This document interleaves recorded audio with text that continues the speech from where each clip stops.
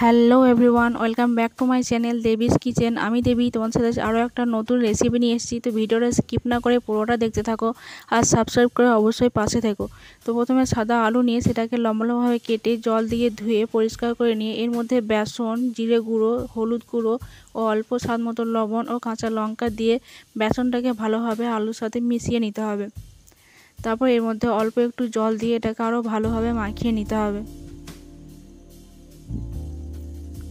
ভালোভাবে মাখানো হয়ে এলে এটাকে 10 মিনিটের জন্য রেস্টে রেখে দেবো। 10 মিনিট পর যখন এটা নরম হয়ে আসবে তখন এটাকে আবারও হাত দিয়ে ভালোভাবে মাখিয়ে নেব। তারপর বড়ার আকারে শেপ দিয়ে এক এক করে গরম তেলের মধ্যে এটাকে ছেড়ে দেবো। এভাবে যখন এক পিঠ হালকা লালচে হয়ে আসবে তখন আরেক পিঠ উল্টে দিতে হবে।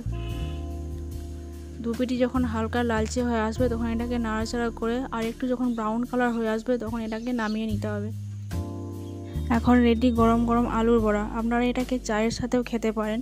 তো ভিডিওটা কেমন লাগলো অবশ্যই কমেন্টে জানাবেন আর সাবস্ক্রাইব করে অবশ্যই পাশে থাকবেন। ধন্যবাদ।